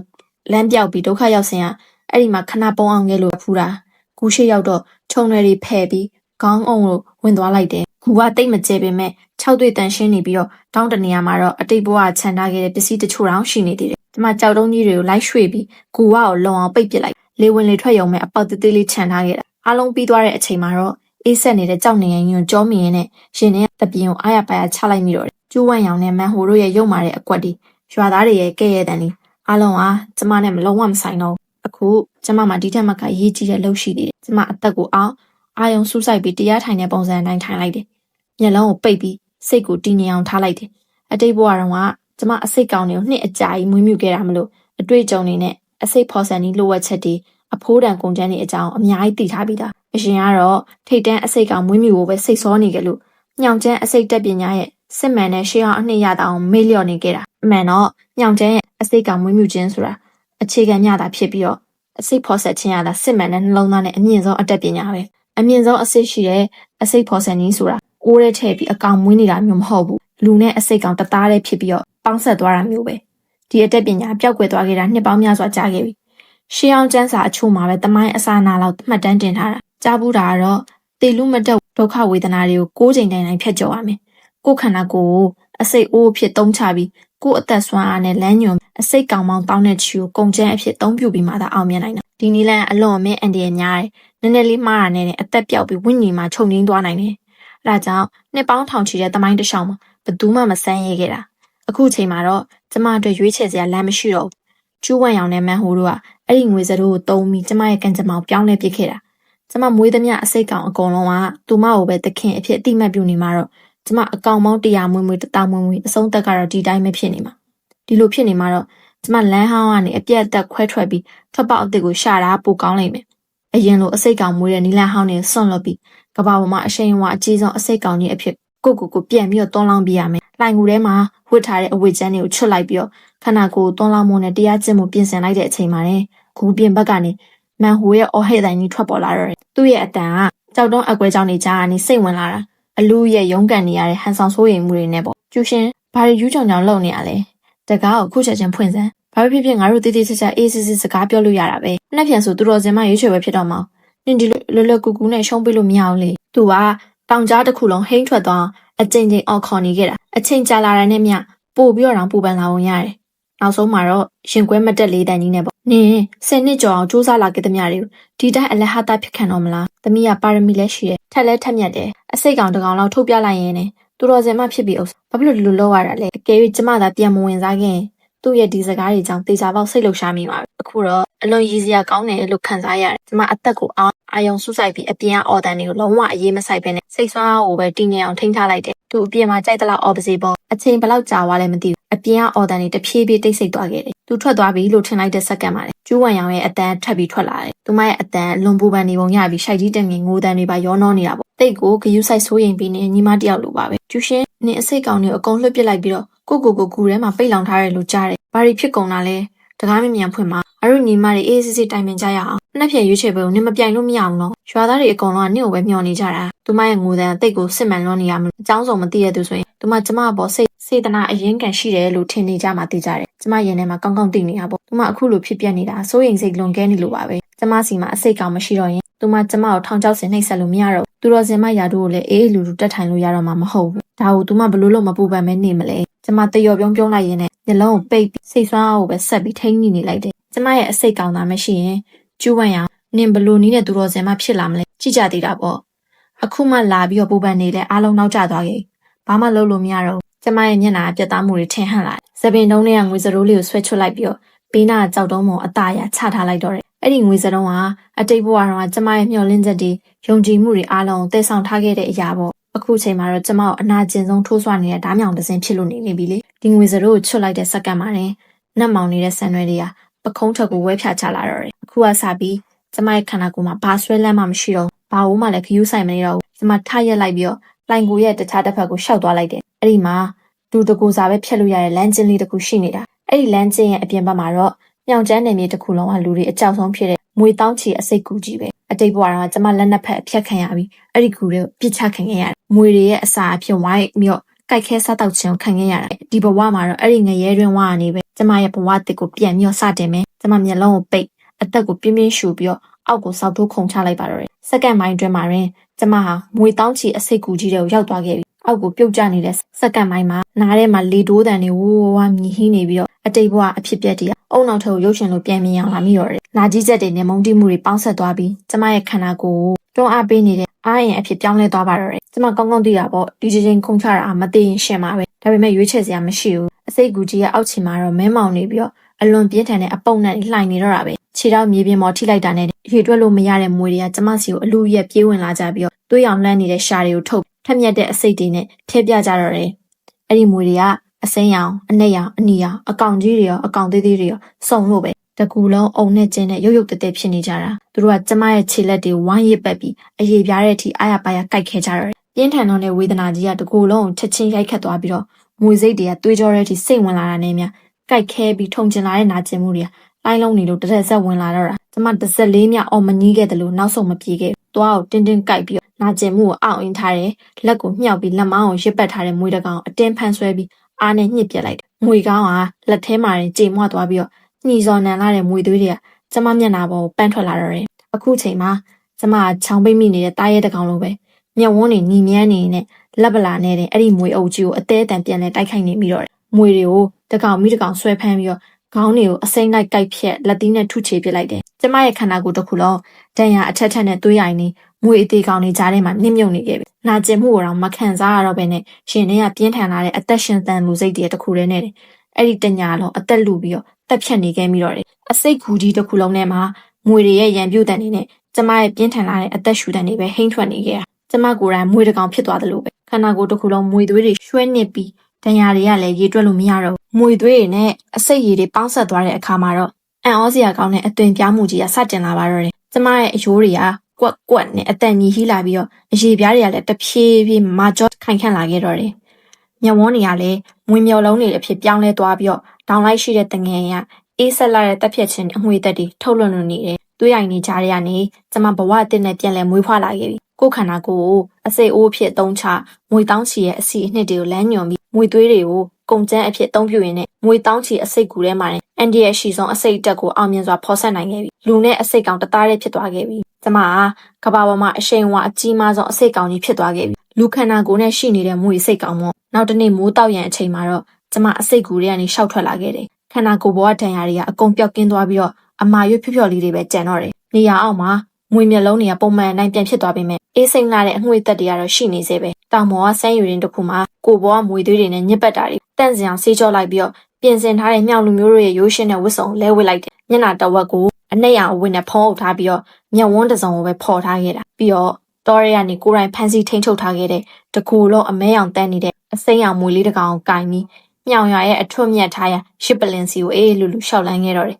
ရှစ်ပလင်ကရွာရဲ့အမြင့်ဆုံးနေရာမှာရှိပြီးကြောက်ပြားစိမ့်နေခင်းကျင်းလို့မြောင်လူမျိုးတို့ရဲ့ရောင်စုံအလံကိုဝင်းရံစိုက်ထူထားတာအခုချိန်မှာတော့တရွာလုံးကလူတွေအုံလိုက်ကျင်းလိုက်ရောက်နေကြပြီးတော့စူညံပွက်လဲရိုက်ပြီးဆွကားနေတော့တာပေါ့ဒီနေ့ကမြောင်ကျန်းရဲ့သူတော်စင်မအစ်စ်ကိုရွေးချယ်မဲ့ရွာရဲ့အရေးကြီးဆုံးနေ့တစ်နေ့ပေါ့လူတိုင်းကသူတော်စင်မအစ်စ်ထွက်ပေါ်လာမဲ့အချိန်ကိုညင်တထိတ်ထိတ်နဲ့စောင့်ဆိုင်နေကြတာကျမရစ်ပလင်ရဲ့အောက်ခြေကိုရောက်သွားပြီးတော့လူအုပ်ကြားထဲမှာရောနှောနေလိုက်တယ်ပလင်ထက်ကိုမော့ကြည့်လိုက်တော့ကျူးဝံရောင်နဲ့တခြားမိန်းကလေးတယောက်ရက်နေတာကိုတွေ့လိုက်ရတယ်အဲ့ဒီမိန်းကလေးကတော့ရွာထဲကအစိတ်ကောင်မွေးမြူတဲ့မျိုးရိုးကြီးအိမ်ကကျူးလင်အားဖြစ်ပါတယ်သူမရဲ့ပါရမီကအလွန်ထူးချွန်ပြီးတော့ကျမပြီးရင်သူတော်စင်မဖြစ်ဖို့မျှော်လင့်ချက်အရှိဆုံးသူပေါ့အခုသူတို့နှစ်ယောက်ဟာနောက်ဆုံးအဆင့်အဖြစ်အစိတ်ကောင်ချင်းတိုက်ခတ်ဖို့ပြင်ဆင်နေကြပြီသူတော်စင်မရွေးချယ်ပွဲရဲ့စီကံရိုးရှင်းပါတယ်တယောက်နဲ့တယောက်အစိတ်ကောင်ချင်းပြိုင်ခိုင်းပြီးတော့ဘသူအကောင်ကတစ်ဖက်လူရဲ့အစိတ်ကောင်အရင်ကြိုက်ခဲဝါမျိုးနိုင်မလဲအဲ့ဒီလူကအနိုင်ရမှာပဲနောက်ဆုံးအထိနိုင်တဲ့သူကသူတော်စင်မအစ်စ်ဖြစ်လာလိမ့်မယ်ဒါပေမဲ့စိတ်တိအစိတ်ကောင်ဆိုတာကတော့နှစ်ပေါင်းရာချီဘသူမှမမွေးမြူနိုင်ခဲ့တဲ့ထိတ်တန်းအစိတ်ကောင်မလို့သူသာထွက်လာရင်တော့ပြိုင်စရာမလိုပဲတန်းပြီးအနိုင်ရမှာသိကြတယ်အတိတ်ဘဝကတော့ကျမမှာစိတ်တိအစိတ်ကောင်ရှိနေလို့ကျူးဝံရောင်ကပြိုင်ပွဲအစင်းစင်ကိုအေးစစ်စစ်ဖြတ်ကျော်ပြီးကျမအကောင်ကိုလူယူခဲ့တာပေါ့ဒီနေ့ကျူးဝံရောင်ဟာရဲရဲတောင်မြောင်ဝတ်စုံတွေကြီးကိုဝတ်ဆင်ပြီးခေါင်းပေါ်မှာလည်းဝင်းပနေတဲ့ငွေရဲ့အစင်တစားတွေကိုဆင်မြန်းထားတယ်လူတိုင်းရဲ့အကြည့်တွေကိုလည်းဖန်ဆာထားခဲ့တာပေါ့သူမရဲ့မျက်နှာပေါ်မှာတော့ဖုံးကွယ်ရခတ်တဲ့ပူပန်တုံလုံးမှုတွေရှိနေအောင်ကျမသတိထားမိလိုက်တယ်ကျမပလင်မော်စိုက်ကြည့်နေမိတယ်ကျူးလင်ကစံပြဖြစ်တဲ့အစိတ်၅ပါးအကောင်ထုတ်ပြလိုက်ပြီးတော့သူကတကူလုံးစိမ့်မောင်ပြီးတော့ကင်မီကယ်ကင်းချီများပင့်ကူဖပြုံးနဲ့မွေအစိတ်ရှိတဲ့ဝါတွေ၅မျိုးပေါင်းဆက်ထားတာမလို့တိုက်ခတ်စွမ်းအားပြင်းထန်တော့နေအခုဆိုရင်ကျူးဝံရောင်ရဲ့ကင်းချီများအစိတ်ကောင်ရဲ့တလန်းချင်းဖိအားပေးပြီးတော့ဝါမျိုးဖို့ပြင်ကိုခံနေရပြီဖိအားပေးပြီးဝါမျိုးဖို့ပြင်းနေကျူးဝံရောင်ရဲ့ကင်းချီများကလည်းအစိတ်ပြင်းပေမဲ့ဒီအစိတ်၅ပါးကောင်ရဲ့အရှိမှာတော့လုံးဝမတွန်းလှန်နိုင်မဲနဲ့အသေးအတန်နောက်ဆုံးနေရတာပေါ့မကြခင်အဝါမျိုးခံရတော့မှတေးကြတဲ့လောက်ပါပဲကျူးဝံရောင်ရဲ့ညနာဖြူဖြော့ပြနန်းလာပြီးတော့နှက်ခမ်းကိုတင်းတင်းကိုက်ပြီးမခံချင်စိမ့်နဲ့မျက်လုံးမိတ်ထားရှာတယ်အရှုံးကိုလက်ခံရတော့မဲ့ပုံစံမျိုးပေါ့နောက်စက္ကန့်မှာသူမရဲ့မျက်လုံးပြန်ဖွင့်လိုက်တဲ့အချိန်မှာမျက်ဝန်းတွေကလူအုပ်ကြီးတဲ့ကိုရေးတာလိုမျိုးလိုက်ပြီးရှာနေတော့တယ်နောက်ဆုံးပလင်အောက်မှာရက်နေတဲ့ကျမကိုတန်ကနေမြင်သွားခဲ့တယ်သူမရဲ့မျက်လုံးတွေ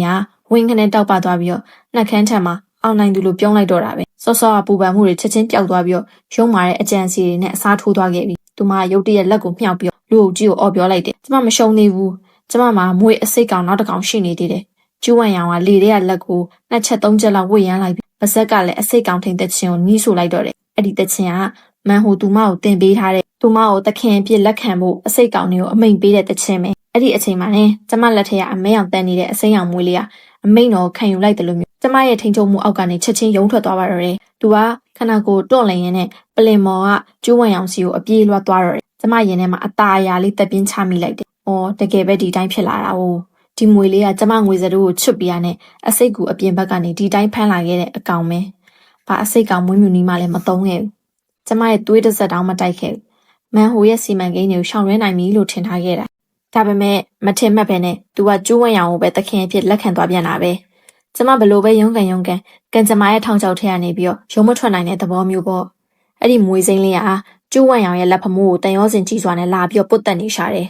ပြီးတော့မှခေါင်းကိုမော့ထက်မြက်လာတဲ့အစိတ်ဆွဲတွေကိုဖျဲပြပြီးတော့ကျူးလင်ရရဲ့အစိတ်၅ပါးကောင်စီကိုပြုတ်ဝင်သွားတော့တာပဲ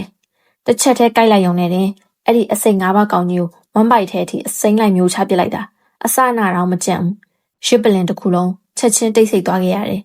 ပလင်အောက်ကလူတွေအားလုံးမျက်လုံးအပြူသားပါဇက်အဟောင်းသားနဲ့မှင်သက်ကုန်ကြတာပေါ့ခဏအကြာကြီးနေမှလူတွေသတိပြန်ဝင်လာကြပြီးတော့ဝိုင်းမီအော်ဟစ်အန်အော်ကြရတယ်ဟာတစ်စက္ကန့်နဲ့ဇသိန်းသွားတာလားတိတ်ကိုရက်ဆက်လွန်နေတစ်ချက်ထဲနဲ့အစိတ်၅ပါးကောင်မျိုးချပစ်တာကြောက်စရာကြီးကျွလင်ရရဲ့အကောင်ကရွာမှာအတော်ဆုံးအကောင်နေတဲ့တကောင်လေးအခုတော့တကွက်တောင်မခံနိုင်ပါလားကျူးဝမ်ရောင်ရဲ့ညဝန်းထဲမှာတော့အတိုင်းမသိဝမ်းသာအားရဖြစ်မှုတွေပြည့်နေနေခဲ့ပြီသူမအဲ့ဒီမွေစိမ်းလေးကိုကောက်ချီပြီးနှက်ခမ်းနဲ့အသားအရာနမ်းလိုက်တယ်ပြီးတော့မှပလင်အောက်ကလူတွေကိုဟန်ဆောင်ပတ်ဆောင်နဲ့လှမ်းပြောလိုက်တယ်ဒီမွေစိမ်းလေးကငါရဲ့နှလုံးသွေးကိုနေ့ရောညပါတောက်ပြီးတော့ကြီးပြင်းလာခဲ့တဲ့အကောင်မငါအသက်နဲ့လဲပြီးမွေးထားတဲ့ငါရဲ့အချစ်ဆုံးအစိတ်ကောင်လေးပေါ့ပုံမှန်ဆိုရင်အပြင်ကိုထုတ်မပြရဲဘူးဒီနေ့တော့တခြားရွေးချယ်စရာမရှိလို့သာထုတ်သုံးလိုက်ရတယ်ကျမလူအုပ်ကြားထဲမှာရက်နေနေသူမရဲ့လိန်ညာလှည့်ပြမှုအတန်တွေကိုအေးဆက်စွာနားထောင်နေပြီးတော့တယ်ဝေဖန်တန်တွေစူညံပွက်လောရိုက်နေတဲ့ကြားထဲမှာပဲလူအုပ်ကြီးဟာအံ့ဩတုန်လှုပ်သွားပြန်တယ်နေပါဦးကျူးဝမ်ရောင်ကပါရမီတာမန်ပဲရှိတာမဟုတ်ဘူးလားအခုလိုရက်ဆက်တဲ့အစွမ်းထက်တဲ့အစိတ်ကောင်မျိုးသူဘလို့လို့မွေးနိုင်ရတာလဲဒီလိုအဆင့်မျိုးဆိုရင်ပါရမီရှင်မကျူးရှင်းအောင်မှမွေးနိုင်မှာမလားမသိဘူးဒါနှလုံးသွေးနဲ့မွေးရတာလေနှလုံးသွေးနဲ့မွေးလို့တစ်ချက်မားတာနဲ့အသက်ပြောင်းနိုင်တဲ့ဥစ္စာဘသူကဆန်းရဲမှာလဲဒါအသက်နဲ့လဲပြီးမွေးထားတာတေးကြတယ်ဟိုမွေးစိမ်းနဲ့ကလေးရဲ့ညလုံးကြည့်လိုက်ကြပါဦးတိတ်ကိုအသက်ဝင်တာပဲကြည့်ရတာစိတ်တိအစိတ်ကောင်ဖြစ်လို့နေပါပဲနော်အကွက်ကတော့အပိုင်ပဲညောင်ချမ်းရဲ့သူတော်စင်မအစ်စ်ကတော့ကျူးဝမ်ရောင်ဖြစ်ဖို့တေးကြတဲ့လောက်ရှိသွားပါပြီလူတွေရဲ့ဝေဖန်တဲ့တခွန်းချင်းစီကကျမနားတွေကိုအဲ့နဲ့ထိုးနေတယ်လို့ပဲဒါပေမဲ့ကျမစိတ်မဆိုးတဲ့အပြင်နှကန်းထက်မှာတယောပြုံးတစ်ချက်ကိုဆင်မြန်းလိုက်တယ်ညနေဖုံးအောက်ကကျမရဲ့အပြုံးကပို့ပြီးတော့ထူးဆန်းပြီးတော့ဆွဲဆောင်မှုရှိတဲ့အသွင်ပြောင်းလို့နေတော့တယ်ညှော်လင့်ထားတဲ့အတိုင်းပါပဲနောက်တစ်စက္ကန့်မှာကျူးဝမ်ရောင်ကအမဲရောင်တန်းနေတဲ့အစိမ်းရောင်မွေလေးကိုပွေ့ချီပြီးကျမရဲ့နေတဲ့နေရာစီကိုစူးစူးဆိုင်ဆိုင်လှမ်းကြည့်လိုက်တယ်သူမမျက်နှာပေါ်ကပြုံးနေတာချက်ချင်းပြောက်ကွယ်သွားပြီးတော့နာကြီးဝမ်းနဲ့နေတဲ့ပုံစံဖမ်းပြီးကျမစီကိုအားရပါရအော်ဟစ်ဆဲဆိုတော့တာပဲကျူးရှင်ငါနင့်ကိုဒီလောက်ယုံကြည်ပြီးအစိတ်ကောင်မွေးမြူတဲ့လှုပ်ဝက်ချက်တွေကိုအကုန်ပြောပြခဲ့တာနင်ကငါရဲ့မွေးစိမ်းနှက်ကလေးကိုဘလို့နည်းနဲ့ခိုးယူသွားတာလဲရှိုက်ကြီးတန်ငယ်ငိုတန်နေရောနှောနေတဲ့သူမရဲ့ဆူရှာတဲ့အတန်ကြီးကလူတိုင်းရဲ့အာယုံကိုချက်ချင်းဖမ်းဆလိုက်တော့တယ်ဘေးကလူတွေလည်းကျမစီကိုတန်တရားအပြည့်နဲ့လှည့်ကြည့်နေကြရင်းနဲ့အစောကအဲ့ဒီမွေးနဲ့လေးကဒီမိမရဲ့ရင်ဝင်ထဲကနေပြေးထွက်သွားတာတကယ်ပဲလားနေပါဦး तू ကဘာတူလဲဘာလို့မျက်နှာဖုံးဆွတ်ထားရလဲကြည့်ရတာကျူးရှင်နဲ့တိတ်တူတာပဲနော်ကျူးရှင်ကတော်ရဲဝင်ပြီးတော့တရားသွားကျင့်တာမဟုတ်ဘူးလားဘာလို့ဒီရောက်နေရတာလဲမျက်နှာဖုံးဆွတ်ထားလို့လူတွေကကျမမျက်နှာကိုမမြင်ရပါပဲဝိုင်းပြီးရိပ်မိနေကြပြီအတင်းဖြင်းတန်နေနဲ့တန်တရားမျက်လုံးတွေကကျမစီကိုဒီလိုတစ်စက်သာတိုးလို့လာတော့တယ်ကျမလက်ကိုမြှောက်ပြီးမျက်နှာဖုံးကိုဖြည်းဖြည်းချင်းချွတ်လိုက်တယ်တည်ငြိမ်ပြီးနှုတ်ဝက်ဆန်းကျဲတဲ့ရဲရင်တိတ်ခါရှိတဲ့မျက်နှာကိုလူပုံအလဲမှာဖွင့်ချလိုက်တော့တယ်မျက်နှာဖုံးကွာကျသွားတာနဲ့အမျှဝိုင်းပြီးအော်ဟစ်အန်အော်တန်ကြီးဆူညံသွားပြန်တယ်ဟာကျူးရှင်တကယ်ပဲဟေ့နင်ဒီမှာတကယ်ပဲရှိနေရပဲတရားကျင့်နေရမဟုတ်ဘူးလားဘာလို့တိတ်တဆိတ်ပြန်ခိုးဝင်လာပြီးတော့ကျူးဝမ်ရောင်ရဲ့အစိတ်ကောင်လာခိုးရတာလဲနင်ကပုံမှန်ဆိုအစိတ်ကောင်မွေးတာတိတ်တော်တာပဲဥစ္စာဘာလို့တခိုးအလုပ်ကိုလုပ်ရတာလဲတကယ်စိတ်ပြတ်ဖို့ကောင်းတယ်ကျူးဝမ်ရောင်ကသူတော်စင်မဖြစ်တော့မအောင်သူတော်စင်မရဲ့အစိတ်ကောင်လာခိုးရတဲ့သူဆိုတော့ဒီတစ်ခါနင်ဒုက္ခလတ်လတ်တွေ့ပြီဟုတ်ပါတယ်ကျူးဝမ်ရောင်ရဲ့ဆွဆွဲချက်တခေါနဲ့နဲ့ကျမကတခိုးမအဖြစ်တိတ်တိတ်ဆာဆာသမုတ်ခံလိုက်ရပြန်ပြီအတိတ်ဘဝပုံရိပ်တွေဒီဇက်ကွက်ဒီပြစ်ချက်ဒီအတင်းဖြင်းတန်နေနဲ့ဒီလိုအဆက်ကွဲခံရမှုတွေကအုံနောက်ထဲမှာပြန်ပြီးတော့အရေးထန်လာခဲ့တယ်ကျူးဝမ်ရောင်နင်အခုရှုံးတော့မယ်ကျမရစ်ပလင်ပေါ်ဆူဆိုင်ကြည့်ရင်းနဲ့နှကန်းထက်ကအပြောင်းကပို့ပြီးတော့ထင်းရှားလာခဲ့ပြီးတော့ပလင်မော်ကိုတလန်းချင်းစီအေးအေးလူလူရှောက်လန်းသွားလိုက်တယ်ကျမရဲ့ခြေလန်းတွေကမမြန်ပေမဲ့လူတွေမမြင်နိုင်တဲ့ပြင်းထန်တဲ့စွမ်းအားစုကြီးကဖိအားပေးနေတယ်လို့ပဲကျမရှောက်လာတယ်လမ်းတစ်လျှောက်လုံးကလူတွေကစိတ်အလိုလောက်တိုင်းဘေးကိုအလိုလိုဖယ်ပေးကြပြီးတော့ဝေဖန်တန်တွေလည်းတဖြည်းဖြည်းငြိမ်သက်သွားတယ်ရစ်ပလင်ရဲ့ဘေးနားအထိရှောက်သွားပြီးတော့ကျူးဝမ်ရောင်မော့ကြည့်လိုက်တယ်ပြီးတော့တောင်ကြားတစ်ခုလုံးဟိမ့်ထွက်သွားအောင်ပြတ်သားတဲ့လေတံနဲ့အော်ပြောလိုက်တယ်ငါကညောင်ကျဲရဲ့သူတော်စင်မရေးချွေပွဲဝင်ပြိုင်မှုလာတာပလင်မော်ကိုလည်းမတက်ရသေးဘူးပြိုင်ပွဲလည်းမစရသေးဘူးဘာလို့ကျူးဝမ်ရောင်ကသူတော်စင်မဖြစ်သွားရတာလဲကျမရဲ့စကားကိုကြားတော့ကျူးဝမ်ရောင်ကပူပန်းမနေပဲနဲ့နှာခေါင်းရှုံပြီးလောင်ပြုံးပြုံးလိုက်ရင်းနဲ့ကျမကိုအထက်စီးရနေကဲ့ရတဲ့လေတံနဲ့ကြည့်ပြောလိုက်တယ် ကျူးရှင်းနင့်မှာပြိုင်မှုအစိတ်ကောင်မရှိတော့တာငါသိရနော်ကြားတာတော့နင်မွေးထားတဲ့အစိတ်ကောင်တွေကိုအကုန်လုံးလွှတ်ပစ်လိုက်ပြီဆိုအခုနင့်စီမှာတကောင်မှမကြံတော့တာဘာနဲ့လာပြိုင်အောင်မလဲဒီမှာလာပြီးအတိတ်ပဲမရှိရလေလာမလုံးနဲ့နော်ကိုမျက်နှာကိုအိုးမဲ့တုပ်ယုံနေမကပဲနဲ့တရွာလုံးကိုပါအဆက်ခွဲရရောက်လိမ့်မယ်သူမှပြောရမှန်ပါတယ်ကျူးဝံရောင်ကကျမမွေးထားတဲ့အစိတ်ကောင်မှန်သမျှကိုအာယုံခံနိုင်လို့အခုကျမစီမှာဘာအကောင်မှမရှိတော့တာကိုသူမှကောင်းကောင်းသိနေတာဒါပေမဲ့ကျမပါဇက်ကိုဟပြလိုက်တဲ့အချိန်မှာတော့ဖြူစင်နေတဲ့သွားအစုံကြားထဲမှာစူးရှားထက်မြက်ပြီးအေးစိတ်နေတဲ့မွေအစိတ်ဆွဲနှဆောင်ရှိနေအောင်ဖွင့်ချလိုက်တော့တယ်ကျမတရော်ပြုံးလိုက်ရင်းနဲ့နူးညံ့မြင်မဲ့အယိုးရဲအထိစိတ်အောင်ကြောက်စရာကောင်းတဲ့လေတန်းနဲ့ပြန်ပြောလိုက်တယ်ငါမှအစိတ်ကောင်မရှိဘူးလို့ဘသူပြောလဲကျမရဲ့ပါဇက်ထက်ကအစိတ်ဆွဲတွေကိုအထင်ရှားမြင်လိုက်ရတဲ့စက္ကန့်မှာကျူးဝံရောင်ရဲ့မျက်နှာကစက်ကူဖြူလို့ချက်ချင်းဖြူဖြော့ပြနှင်းသွားတော့တယ်သူမနောက်ကိုလှန့်ပြီးတော့တလန်းဆုပ်သွားခဲ့ရပြီးပလင်နိုင်ကိုအတင်းလန်းကင်ထားရင်းနဲ့ခန္ဓာကိုယ်ထိန်းထားရရှာတယ်ညဝန်းနေတဲ့မှာထိတ်လန့်တုန်လုံးမှုတွေအပြည့်နဲ့နှကန်းတွေတုံကြီးလို့ခဏလောက်စကားပင်မထွက်နိုင်တော့ကျူရှင်နင်ယူသွားပြီလားကျမခါကိုအတာနှဲ့ပြီးပြုံးရင်းနဲ့သူမစီကိုတလန်းချင်းတိုးသွားလိုက်တယ်သူမရဲ့ရှေ့တက်မှာရက်ပြီးတော့သူမရဲ့လက်ကဝက်ကိုအတာအရဆွဲမြောက်ပြီးအနီးကလှမ်းနှမ်းကြည့်လိုက်တယ်သူမရဲ့လက်ကဝက်ပေါ်မှာတော့အမဲရောင်တန်းနေတဲ့အစိမ်းရောင်မွေလေးရဲ့အစိမ့်နဲ့နေကြံနေသေးတယ်လို့မန်ဟိုရဲ့ရုံမာတဲ့အစိမ့်မော်အတက်အငွေတက်တွေလည်းပါနေသေးတာပေါ့ဟုတ်တယ်ငါယူသွားပြီကျမပြုံးမြို့ချူချူတတပြောလိုက်ပေမဲ့စကလုံးသားရနှလုံးသားရဲ့အထိစူးဝင်သွားစေပါတယ်ငါမွေတောင်းချီအစိတ်ကူတဲ့ကိုကိုယ်တိုင်ခုန်ချပြီးတော့ကိုယ်ခန္ဓာကိုယ်အစိတ်အိုးဖြစ်အသုံးချပြီးတော့ငါကကဘာပေါ်မှာအရှိန်ဝါအကြီးမားဆုံးအစိတ်ကောင်ကြီးအဖြစ်တွန်းလောင်းခဲ့အခုထိတော့နင်းနဲ့မှန်ဟိုဘလူနီးနဲ့ငါအစိတ်ကောင်ကြီးကိုခိုးယူပြီးနင့်ကိုသခင်အဖြစ်လက်ခံအောင်လုပ်ခဲ့လဲဆိုတာငါနားမလည်သေးအခုငါဆိုတဲ့အစိတ်ကောင်ကြီးကသူ့ရဲ့သခင်ဟောင်းပြန်ပြီးတော့ကြိုက်ခဲဝါမျိုးတော့မယ်ငါဘလူပဲမွေးငါအစိတ်ကောင်ကြီးကနင့်ကိုပဲသခင်အဖြစ်အကြောင်းပြချက်မရှိလက်ခံနေပြီးတော့ငါလုံးသမျှကိုလည်းနင်ကအငဲကြိုသိနေမှာတော့ငါအစိတ်ပိုးကောင်ပေါင်း100မွေ1000မွေအဆုံးသက်ကအတူတူပဲဖြစ်နေမှာပေါ့အဲ့ဒါကြောင့်ငါအသေးခံပြီးထွက်ပေါက်ရှာတဲ့လမ်းကိုရွှေ့လိုက်တာအစိတ်ကောင်မွေးမြူတဲ့နီလန်ဟောင်းတွေစွန့်လွတ်ပြီးကဘာပေါ်မှာတူရဲသောလူသားအစိတ်ကောင်ဖြစ်ကိုပြန်ပြီးတွန်းလောင်းပလိုက်တာအဲ့ဒီမွေတောင်းချီကူဝမှာရက်နေတော့ငါ6ရောက်ဒီတုံရီပြီးအပြက်နေခဲ့တာအတိတ်ဘဝတော့ငါဒီနေရာမှာလည်းအလူးလဲခံစားခဲ့ရတာလीအခုတော့ငါစိတ်နဲ့ငါကိုယ်တိုင်ခုန်ချခဲ့တာမကြောက်ဖက်ပဲနေပါမလဲကဘာပေါ်မှာဒီထက်မကကြောက်စရာကောင်းတဲ့အရာတွေရှိသေးရဲ့လीငါရဲ့အရာကိုငါကိုယ်တိုင်ပြန်တောင်းချင်တာသူများရဲ့ဆွဆွဲချက်တွေကြောင့်တခိုးမအဖြစ်သမုတ်ခံရပြီးတော့လူတိုင်းရွေရှာတဲ့ရွှွန်တော်နဲ့ကြွက်တကောင်လိုမျိုးကျူးဝံရအောင်မြင်ဖို့အတွက်နင်းချေသွားမယ်လေကားတစ်ခုလိုဘဝမျိုးကိုတော့အဖြစ်မခံနိုင်ဘူးမွေတောင်းချီကူဝါကနေခုန်ချလိုက်တဲ့စက္ကန့်ပိုင်းမှာကျမရင်ထဲကအကြောက်တရားတွေကိုအတင်းအောင်ဤထားခဲ့တယ်ပြီးတော့မျက်လုံးကိုအစွမ်းကုန်အတင်းပြန်ဖွင့်လိုက်တယ်မွေတောင်းချီငါစီပြေးဝင်လာတာကိုငါမျက်စိနဲ့တက်အံကြည့်နေမလို့မျောလင်းချက်မဲ့မှုကိုရင်ထဲမှာတေချာမှတ်ထားပြီးတော့အဲ့ဒီနာကြီးမှုတွေကိုပဲအားရင်အဖြစ်ပြောင်းလဲခဲ့တာမွေတွေကိုတစ်ကောင်ပြီးတစ်ကောင်ဆွဲဖမ်းပြီးခေါင်းတွေကိုအစိမ့်လိုက်ကိုက်ဖြတ်ပစ်ခဲ့တယ်အသက်လူတိုက်ပွဲဝင်ရင်းနဲ့ခန္ဓာကိုယ်အသွင်ပြောင်းလဲဖို့အတွက်တညာလုံးအသေးအတန်တိုက်ခတ်ခဲ့တာကျမရဲ့ခန္ဓာကိုယ်တစ်ခုလုံးဒဏ်ရာဘလပွားနဲ့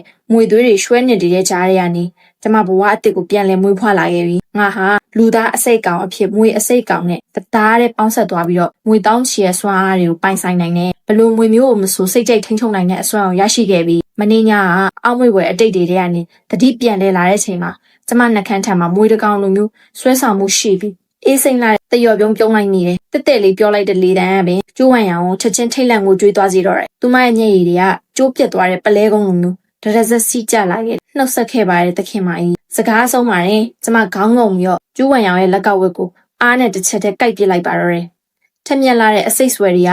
ကသူမရဲ့အရှိပြားတဲ့အထိနက်နက်ရှိုင်းရှိုင်းစိတ်ဝင်သွားပြီးတော့ပြင်းထန်လာတဲ့မွေစိတ်တရားသွေးကြောတွေကနေတဆင်စက္ကန့်ပိုင်းအတွင်းမှာကျိုးဝံရောင်ရဲ့တကူလုံးကိုပြက်နှံ့သွားတော့တာကျူးဝံရောင်ရဲ့ခန္ဓာကိုယ်ကြီးချက်ချင်းတောင့်တင်းသွားပြီးတော့ရစ်ပလင်မောကကြောက်ပြားစိမ့်နေပုံဘုံငနဲ့လဲကျသွားရရှာတယ်မျက်နှာတစ်ခုလုံးဖြူဖြော့ပြီးမျက်ရည်တွေကြားရကနေအသက်ရှင်မှုအတွက်အသေးအတန်လာပြီးတောင်းပန်တိုးရှူနေတော့တယ်ကျူရှင်ငါမားပါပြီငါအသက်ကိုချမ်းသာပေးပါတော့